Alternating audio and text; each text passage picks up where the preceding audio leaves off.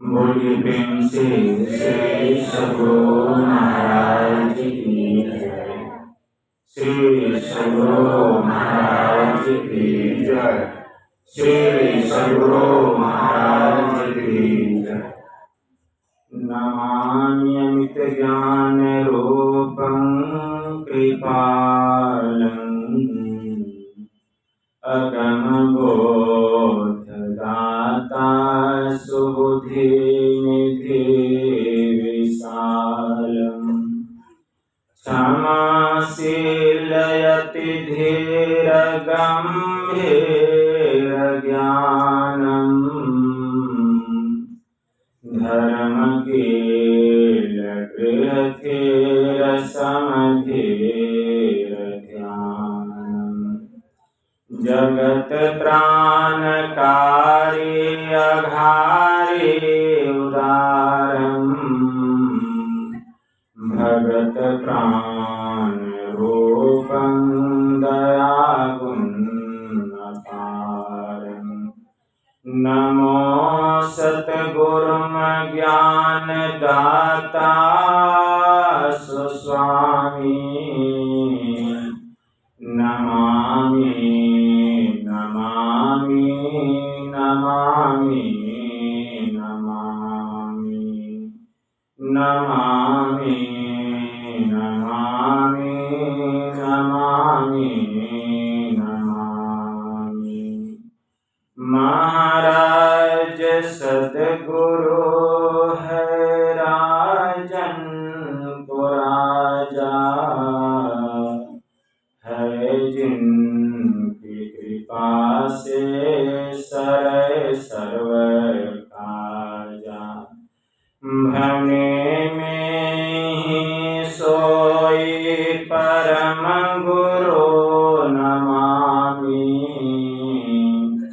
नमामि नमामि नमामि नमामि नमामि नमामि नमामि नमामि। श्री सद्गुरु महाराज की जय। अव्यक्त रूप में प्रातः स्मरणीय अनंत श्री परम विभूषित परमाराध्य संत सद्गुरु महाराज के पावन कमल चरणों में बारंबार नमन। पूज्यपाद गुरु स्नेही स्वामी आशुतोष जी महाराज के श्री चरणों में कोटि सह नमन। हमारे महर्षि में ही अखिल भारतीय महासभा के पदाधिकारीगण, आदरणीय सत्संग प्रेमी गुरुजनों, भक्तिमती माताओं एवं धर्मशिला बहनों, आप लोगों को सर्वविदित हो चुका है कि आज का जो दिन है वह बड़ा ही पावन और पवित्र दिन है, क्योंकि आज के ही दिन इस वसुंधरा पर, इस भूतल पर, इस अवितल पर, इस धरातल पर, इस धराधाम पर 20वीं सदी के महान संत महर्षि में ही परमहंस जी महाराज के परम शिष्य महर्षि संत सेवी परमहंस जी महाराज का अवतरण हुआ था। और आज उन्हीं की जयंती मनाने के लिए हम लोग संतमत सत्संग आश्रम सबोर में, महर्षि संत सेवी सत्संग आश्रम सबोर में उपस्थित हुए। यह हम लोगों का परम सौभाग्य है। तो जयंती वास्तव में सबकी नहीं मनाई जाती है। सब लोग अपना जन्मदिन मना सकते हैं, लेकिन जयंती नहीं मना सकते। जयंती महापुरुषों की मनाई जाती है। पहले जमाने में बड़े बड़े वीर योद्धा जब युद्ध भूमि के संग्राम में राजा महाराजा किसी देश पर अपना साम्राज्यवाद स्थापित करते थे, तब विजय दिवस मनाया जाता था। लेकिन वास्तव में जो महापुरुष होते हैं उन्होंने किस पर अधिकार प्राप्त किया है? जो संत होते हैं, जो महापुरुष होते हैं, उन्होंने अपनी आत्मा पर विजय प्राप्त किया है। उन्होंने अपने आप पर अधिकार प्राप्त किया है, अर्थात जो अपने आप पर अधिकार प्राप्त कर लेते हैं ऐसे महापुरुषों की जयंती मनाई जाती है। तो हमारे महर्षि में ही परमहंस जी महाराज के परम शिष्य महर्षि संतसेवी परमहंस जी महाराज अपने ऊपर में अधिकार प्राप्त कर लिए गुरु की कृपा से, गुरु की कृपा से, और तब जाकर के ये परमहंस कहलाए। परमहंस सब नहीं होते हैं। आज कल देखिए हम बहुत जगह देखते हैं महर्षि तो ब्रह्मलीन तो संत लगा हुआ पाते हैं, जिसको कुछ भी ज्ञान नहीं है उसमें महर्षि लिखा हुआ है, ब्रह्मलीन लिखा हुआ है, ब्रह्म ऋषि लिखा हुआ है। क्या ब्रह्म ऋषि सब होते हैं? महर्षि सब होते हैं? एक पत्रकार साहब थे, उनका नाम था विजय निर्वाध। एक बार विजय निर्वाध जी गुरु महाराज के पास गए और गुरु महाराज से जिज्ञासा करते हैं कि सरकार अगर आज कोई व्यक्ति गेरुआ वस्त्र धारण करता है तो कल वह अपने को सदगुरु कहलाने लगता है और परसों वह घोषणा कर देता है कि मैं ही भगवान हूं। यह सुन करके गुरु महाराज मुस्कुराने लग गए और गुरु महाराज कहते हैं देखो जी, मैं यह नहीं कहता किसी को कि मैं ईश्वर हूं, मैं ईश्वर के ज्ञान का प्रचार करता हूं, ईश्वर भक्ति का प्रचार करता हूं। प्रसंगवश गुरु महाराज ऋषि, महर्षि और ब्रह्म ऋषि का विश्लेषण करते हुए कहते हैं कि ऋषि किसको कहा गया? जो कि वेदों का, उसकी ऋचाओं का शुद्ध शुद्ध अध्ययन करता है, उसको ऋषि कहा गया। महर्षि किसको कहा गया? जो उसके अनुकूल अपने जीवन में उसको उतार करके उसके अनुकूल चलता है, जो उसको जीवन में अपने जीवन में उतार लेता है और निधिध्यासन में कुछ अनुभूति को वह प्राप्त कर लेता है, उसको महर्षि कहा गया। और ब्रह्म ऋषि किसको कहा गया? ब्रह्म ऋषि जो कि अनुभव ज्ञान को प्राप्त कर लिया, जिसको कुछ पाने के लिए शेष बाकी नहीं रह गया, उसको ब्रह्म ऋषि कहा गया।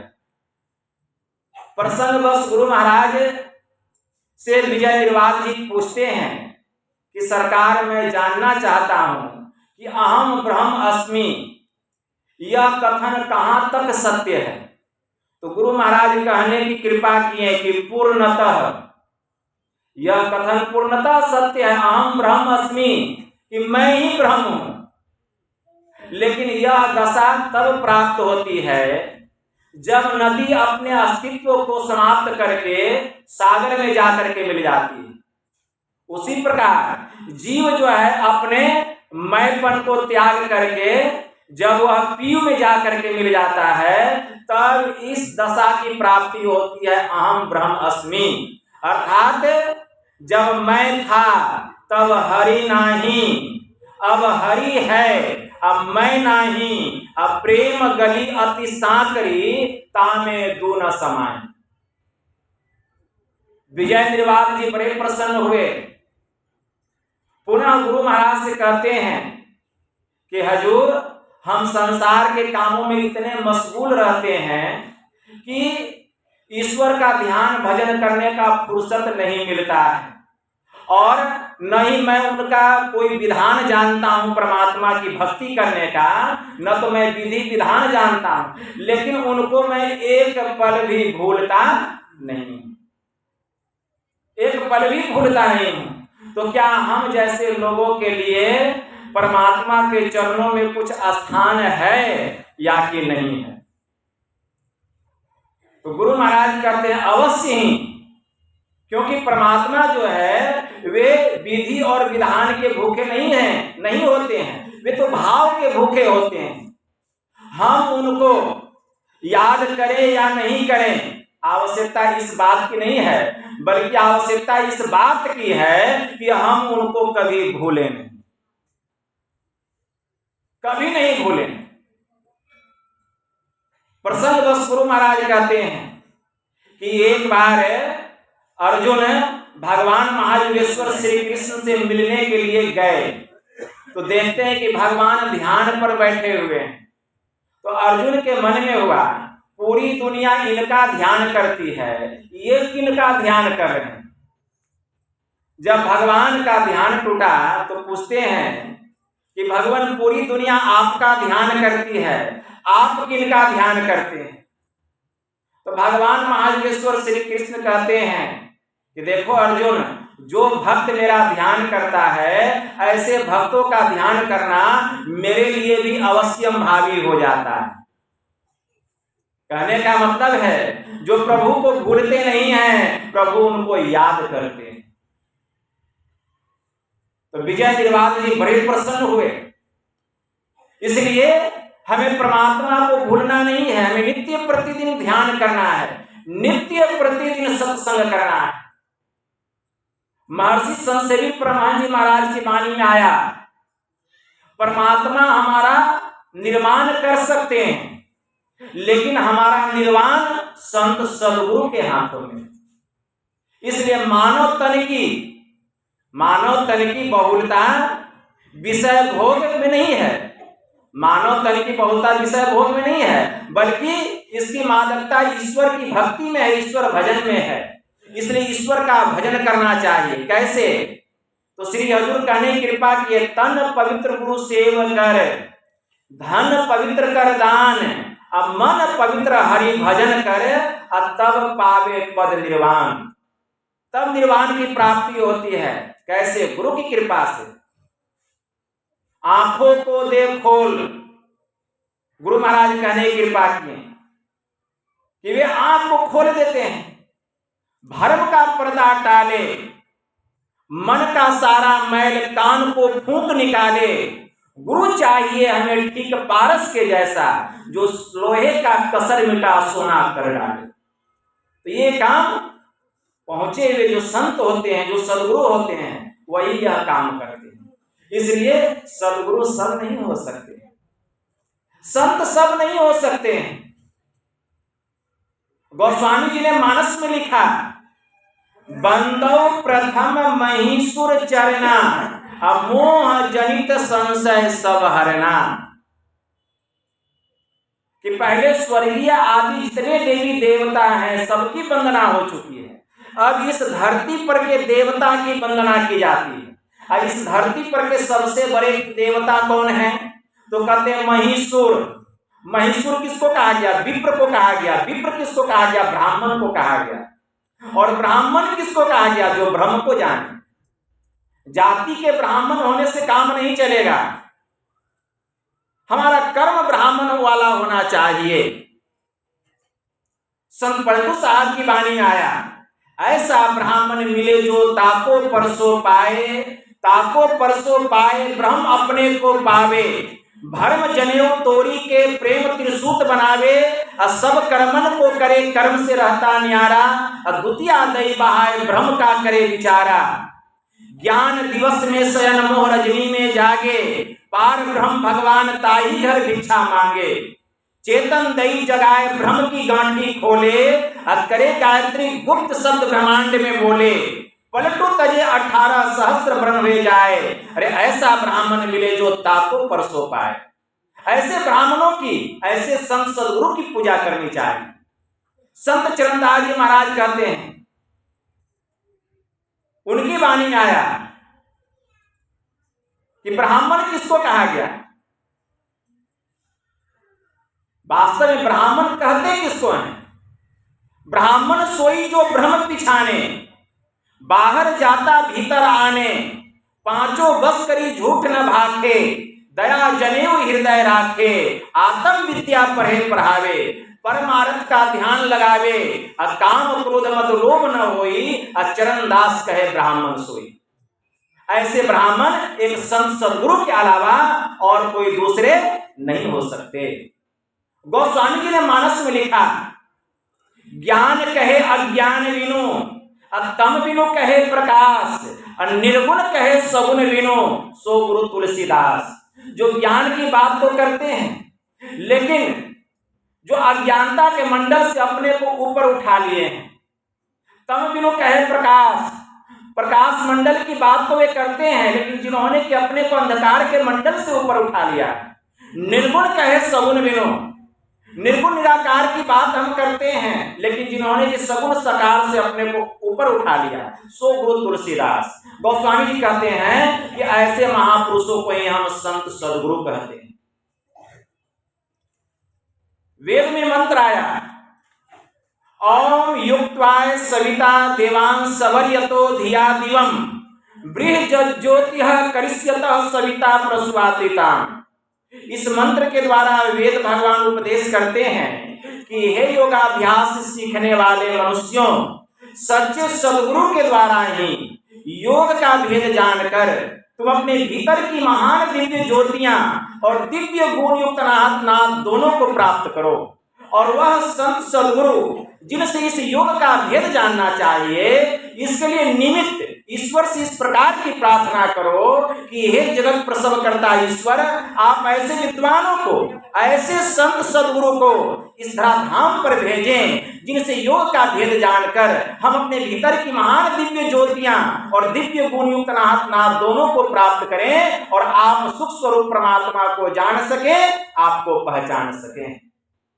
तो जब तक ऐसे परमहंस योगी के शरण में नहीं जाएंगे, इस ज्ञान की प्राप्ति होने वाली नहीं है। इसलिए तीसरा मंत्र आया वेद में, ओम प्रहंसा संस्त्रिपला वग्नो मक्षा मादस्तं वृषगना अयासुह ओम होसिनम पवमानम सौखायो दुर्मर्षम वानम प्रवोदंति साकम।